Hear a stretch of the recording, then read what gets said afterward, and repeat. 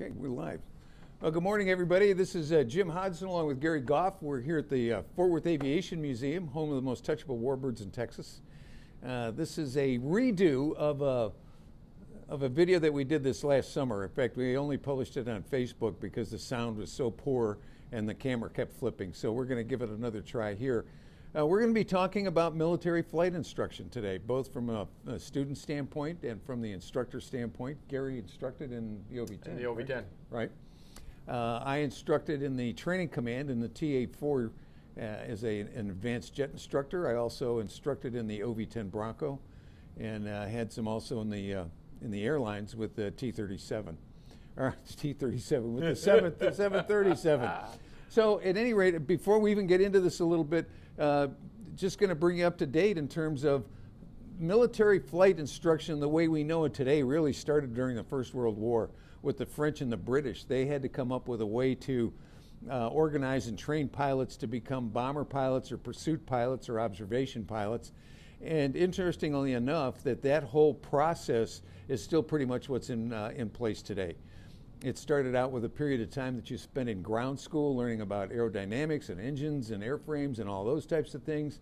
And then from there you went into some basic flying, just being able to operate the airplane, go from place to place, do some basic aerodynamic or acrobatics.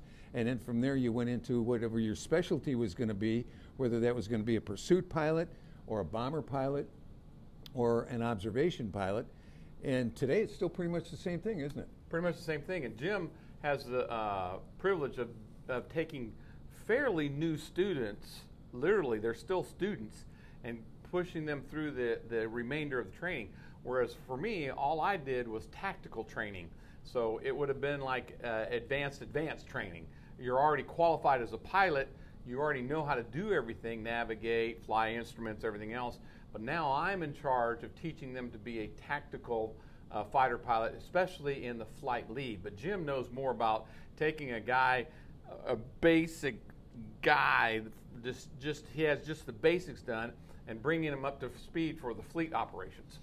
Well, and Garry was really more like a postgraduate education, going into master's work and that kind of stuff when you actually got into your squadron and you did your tactics. The students that we got as advanced jet instructors in the Navy and the Marine Corps and the Coast Guard, although we didn't get the Coast Guard people in advanced jets, was that they had already been through the T-34 and just really basic flying. You learned how to maneuver the airplane a little bit. You'd got some basic aerobatics in, and then you went to primary jets, or maybe it was basic jets, which was the T-2 Buckeye, where you learned basic airway navigation, basic maneuvering of the airplane, basic formation flying, and then from there you came to advanced jets in the TA-4. It was at the TA-4 in the time that I was doing the training, which was early 70s, when they were actually starting to incorporate simulators. See, we didn't have any simulators. Yeah, for the OV-10. Zero. No. So we had some very, very basic ones, which are not much different than our T-38 cockpit trainer that we have here now. But so some of the training would be in there. That was usually the instrument training, where you'd have somebody under the hood. But we would take the student and give them their basic FAM flight, their basic familiarization flights, and then we would do basic airway navigation, and we would do basic formation flying and incorporate them into the TA-4 before we started to introduce them to tactical flying, which was air to ground, air to air, and then carrier qualifications.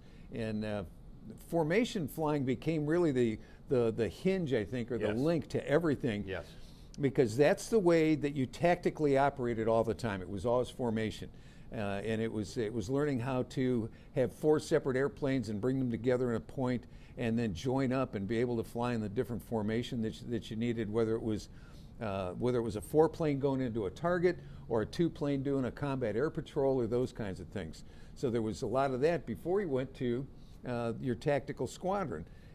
I instructed in the OV-10 also, and Garry did too. So how did you do it in the Air Force? What we would get is, by the time we got them in the squadron, they had already been through all the basic jet training, and then they'd already been through basic OV-10 school, where they knew how to operate, fly the aircraft in instrument conditions, They knew how to tactically deploy the aircraft and run close air support missions. So the guy comes to the squadron, he's a full-up wingman. He can fly formation, he can do everything you're supposed to do. When it comes to time, typically around 300 hours in the bird, that's when you would take the pilot and upgrade him to flight lead. And that was my job, mainly in the squadron, was to check out a new wingman to become a new flight lead. I mean, an old wingman to become a new flight lead. And the neatest thing about it is that required him to fly in his airplane and me to fly in my airplane. Even though we had 2 seats, to be a wingman and a flight lead, you got to have both of them out there. And so for me as an instructor, that is the greatest flying in the world, because I have to be the dangerous wingman. And that's the person who does stupid things in the airplane and tries to hit the lead or tries to do stupid maneuvering around the lead, so that I can make sure that the new lead, the new flight lead, has the ability to command and stop the stupid wingman from doing stupid stuff. And so that was extremely enjoyable. And then I would be a good wingman as we go tactically deploy to the range or do whatever it is.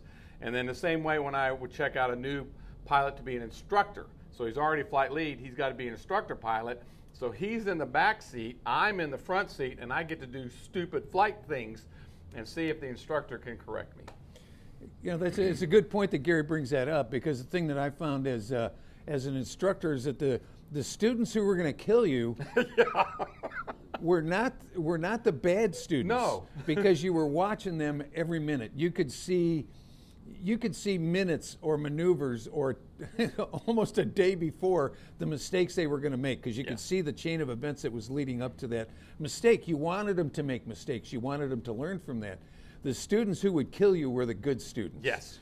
And oh, God, yes. I didn't learn that until one day we were coming back into Kingsville on an airway navigation mission. The student was in the back. He was under the hood, which means he was covered up. He could see nothing but the instruments. And you would learn how to take the airplane from right after takeoff, fly to the West Coast, fly to Arizona, fly to anywhere, under the hood without ever looking outside, relying solely on the instrumentation, and then being able to shoot an approach and landing at some place. And so we were coming back to Kingsville on one of those days when we were out doing airway navigation. Student was under the hood. He was flying the approach into Kingsville, and I thought everything was just fine. I was relaxed, I was comfortable, and then I realized that the ground was over my head. I hate it when that happens. And so immediately had to take the airplane over. So there was a learning process for instructors also. Oh, yes, definitely. Yeah, you learned how to, what was a good instructor. You could learn them by watching the other instructors, or the ones that you had as you came through. You knew who Santa Claus was, which was an instructor who would always give you good grades. Yeah. And I brought this along for kind of show and tell today. This is my entire flight training record from when I went through as a second lieutenant, all the way through the flight command. It's all done in pencil. There's no computer in here. This is all. Well, wait a minute. There's a typewriter. There's a typewriter. That's something that you young people don't know about, and you'll learn in history class what a typewriter is. So no computer. But everything you did was documented. Absolutely everything that you did was documented. Gary talked about how when he did it, it was starting to get into computer forms, and I'm sure it's totally electronic now. But this is a nice memento for me. I can relive some of the horror stories. The good, the bad, and the ugly is all in there. but the different types of flying and the things that you did with students, you would see it was coming along. You would do the briefings. All of the instructions started out with a briefing, whether it was an individual student or you were doing a formation flight. It all started out with a briefing. You would brief how you were going to go out and get in the airplane, how you would start up, radio checks, how you would taxi out, how you would depart the area, go do your mission, whatever that happened to be, and come back in, and then you would debrief. I always felt that there were 2 trick questions that you could ask everybody before you went out and fly. And the first one was, do you have any other questions? And then the second one was, are you ready to go? So if they said, I have no questions and I'm ready to go, that meant they were fair game for anything that I wanted to do with them in the airplane. You're so mean. Well, but that's what you found as an instructor. That's so true. You had the guys who would just eat you alive because you said you were ready to go and that kind of stuff, asking for minute things. And then the other ones who were really Santa Clauses. You learned that what your middle ground was going to be and where you felt you were the most effective as an instructor. and it was always giving the students more information than they needed. And I saw it time and time again where you'd say, here are the mistakes you are going to make. And you would do that in a briefing. And some of them caught it, and a lot of them didn't. But you wanted them to make mistakes. It's like Gary saying, I'm the bad wingman. I'm the good wingman. Those kinds of things. And so that was all part of the instruction. One of the things when I was getting checked out as a flight lead that has stayed with me forever and ever and ever, and it's the only thing I can remember getting checked out as a flight lead, is I had my flight commander is a lieutenant colonel. He was checking me out. I was a first lieutenant, I think. And I remember coming back from doing whatever mission we were doing, and we're coming back in toward the airport, and I remember calling him Bronco flight check, and no response. And I would go, Bronco flight check, and I would get, typically you hear toot, toot, toot right away. And I started getting angry in the bird and the OV-10. Bronco flight check now! And he never answered me. He's just sitting there looking at me, flying formation off of me. And I'm getting so pissed in the airplane. And it is amazing what you learn when the instructor was playing that he had radio failure or was on the wrong frequency. Just a simple, just very simple, either radio failure or on the wrong frequency. And I got so angry in the airplane that it was amazing the stupid things I started doing as a pilot. And that has stuck with me forever, that you can't allow in these fighter aircraft, which you're flying tactical stuff, things can come apart really quick. You're in a dangerous zone, and not only that, there's a guy who's just 3 feet off your wingtip, and you can't get angry as a flight lead. You can't get angry as an instructor. You have to be able to work through these solutions in a logical, systematic effort before it was over. And I remember coming in the debrief, and I was just mad as hell on this guy. And he just looked at me and says, hey, Gary, do you ever think maybe I was on the wrong frequency? Do you ever think, hey, maybe I was radio failure? And it just went, duh. And then, anyway, it was amazing what you can learn when you're getting checked out or when you're checking somebody else out. And that's the neat thing that that Jim and I have learned over time, even that we doing it in the airlines when we were both instructor pilots in the airline called Check Airmen. That experience, you can't read about it. You can't. It's experience. It's an experiential knowledge. It's not academic knowledge. It has lasted me forever in flying. And it's something that you don't pass down from one person to the next. I mean, you can talk about precepts, you can talk about attitudes, and you can talk about little techniques here and there. But part of that is it's the most all-encompassing thing that I've ever done. Oh God, yes. When you're doing the job, yes. You are 100% of the time, every instant, not only in the moment as to what's going on here now, but you've got 1,000 things going on in terms of contingencies. What can happen now? What can happen here? What if this? What if that? One of the things, for instance, that reminded me the most of that is we would do a low-level navigation routes where we would be down at 500 feet or less in the TA4, and we would be doing anywhere between 300 and 400 miles an hour.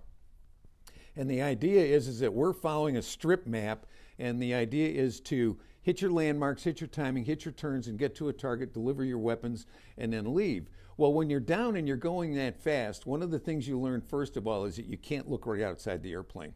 You're looking 5 miles Yes. away. You're looking Yes. 5 miles down track and trying to take in the whole scene.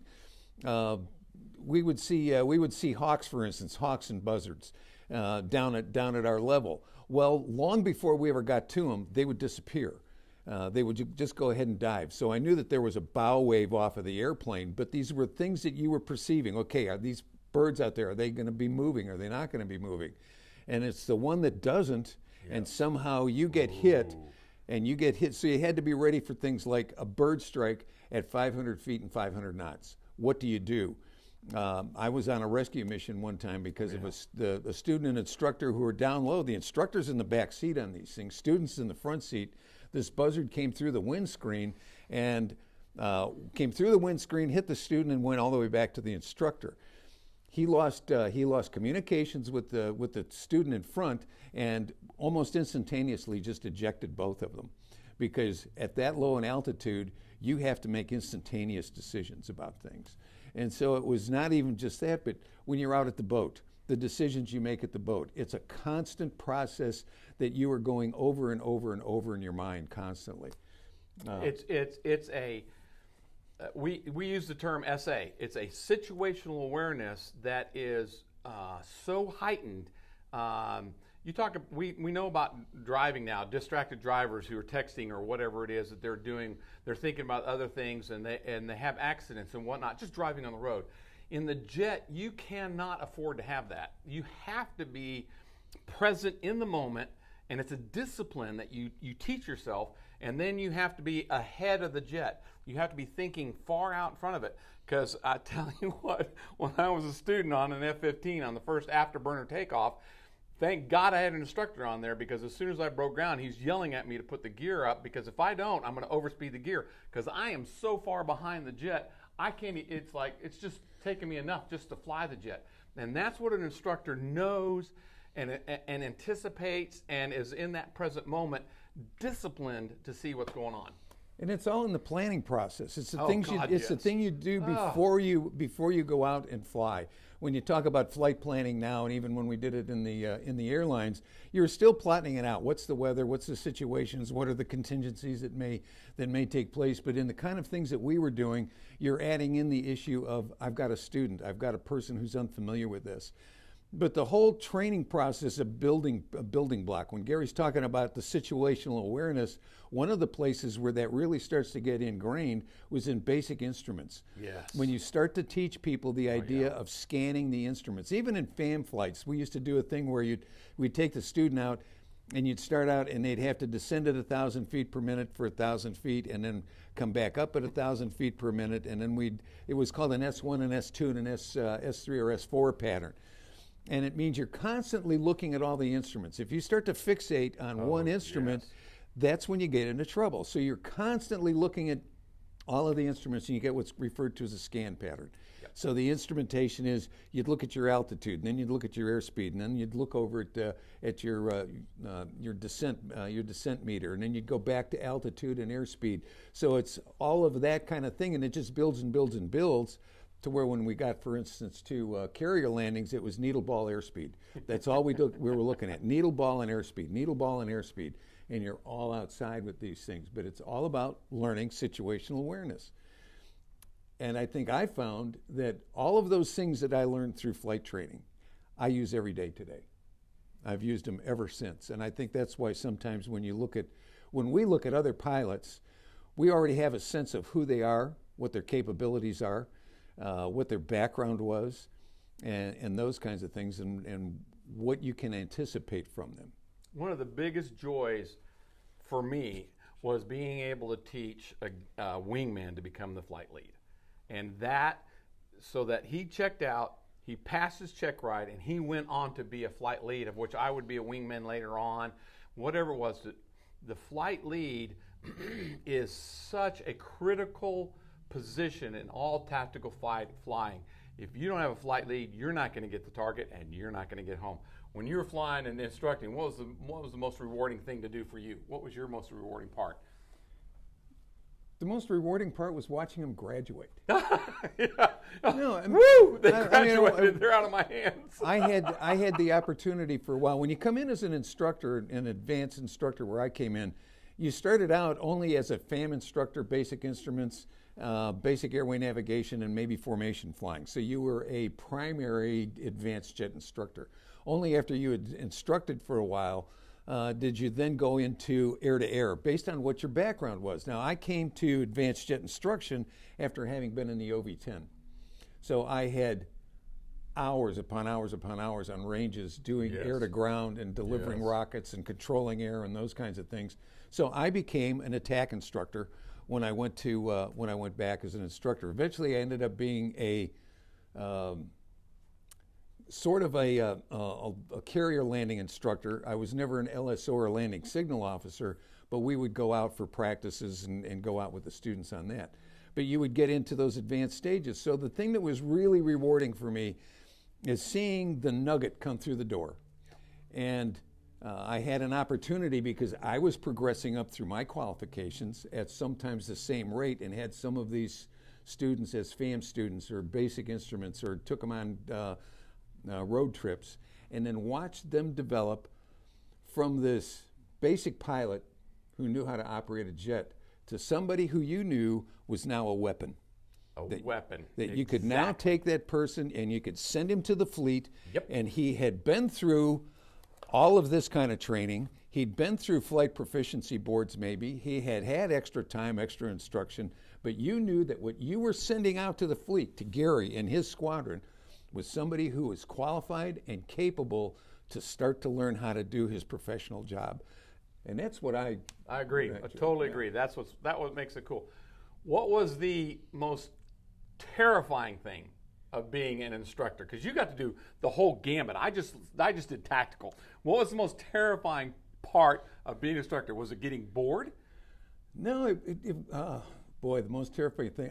I can tell you a couple of quick stories. One was as you've done it for a while, you actually start to get burned out after a few years. After about 3 years, 4 years, you don't want to do the briefings. You don't want to do the debriefings. We'd start to look for what are referred to as no brief leads, which means you were leading the flight, and there was an instructor with the students in the other airplanes, and so all you did was you did the mission. You were the target for rendezvous, or you'd lead them out to the target, or you'd be leading them out to the boat and those kinds of things. But you weren't instructing the student per se. And one day, and I guess this scared me more than anything, was and it was kind of after the fact. We would oftentimes let enlisted people get what was referred to as flight skins or flight time in the back seat of the airplane. So they would they'd get a little bonus on those months, and so they had to go out and get so many hours. And I'll never forget, I had this one person in the back seat one day, and it was a no brief lead, and I've got 4 airplanes, and we're taking off, and the person in the back was on what's referred to as hot mic, which means everything he does, you're hearing it. And so this particular person was really kind of getting worked up, and he's huffing and puffing in the back seat, and I just didn't want to listen to him huffing and puffing in the back seat anymore. So I just told him, I said, look down in the front of the stick, and do you see the little switch right there that says hot and cold? No. And he says, yes, sir. And I said, well, what I want you to do is move that switch from hot to cold. He said, yes, sir. And he grabbed the stick, pushed it out of the way, and went. So here we were in an airplane that rolls at 720 degrees per second, and thank God he pushed us away from the other airplanes, because we could have just as easily have gone into them. All 4 of them out. Yeah, could have taken all of them out. But that was one of those things, you got scared after the fact, not during the fact. And of course, taking students out to the boat. If you think your sense of awareness is heightened when you're doing all these other things, when you go to the boat, you take it to another magnitude higher. And everything you do at the boat is graded. When I was as an instructor, we would do what was referred to as field landing practices. So you'd take them out to an outlying field, and you'd introduce them to carrier operations, and then they would fly just with the LSO, the landing signal officer, in a low pattern simulating the boat, and they would do that for a couple of weeks before we'd actually go to the boat. So then after that, we would take them out to the boat, we'd lead them out, the instructors would lead the students out, we'd drop them off at the boat, and then they would get into the pattern and make their landings and their catapult departures. We would stay up as an angel, which meant that we stayed up, and if somebody got in trouble and you needed to take them back to home field, they would point us out, and we would pick those people up, or after they were finished with their period. Well, and I wanted to make sure I put this one in this time, but the landing signal officers would grade every approach. You'd come around, and they've got you on the radio, and you'd come around in the pattern and start your descent down, and they would grade you. They'd grade you from 1 to 5, and it was whether you were too high in the start, or whether you got fast in the middle or slow in the middle, got below the glide slope, those kinds of things. And there were codings for all of these. And then there was the one coding that nobody ever wanted to hear that was called NAFOD, which was no apparent fear of death at the boat. So. But it was an extremely rewarding experience to be a flight instructor. But by the same token, when I went to the airlines and I did it as a check airman in the 737 for a bunch of years, I had an opportunity to go to the schoolhouse and do it in the simulator. And I had had enough time with simulators and flight instruction and never wanted to do that. I'm a pilot. I want to be in the airplane. I want to fly. Instructor. I'm not a simulator guy. So I think we're kind of getting up to our time here. Haven't been able to look at the camera because we don't know what we don't know what the questions might be. Yeah, hopefully we're on. But at any rate, we'll come on later and I'll pick up the questions and try to answer those best we can. Want to let you know that we've got a special session coming up on Saturday. Alex Durer, who is an American Airlines pilot and he was a Marine F-18 driver, is also a world-renowned aviation artist, and he's going to be with us on Saturday to talk about flying experience, both military and civilian, and his work as an artist. And then we've got a special one that Gary and I are planning on for next Wednesday, and we're not going to tell you what it is right now. But it's cool. It's really cool. And you might, if you're going to have any little ones around, you might want to have them ready for this. And for Wednesday, the day before Christmas. Yeah, for Wednesday, the 23rd. So, yes. And we'll let you know on Saturday what that one's going to be all about. So, for now, from Gary and myself, from here at the Fort Worth Aviation Museum, home to the most touchable warbirds in Texas, thanks.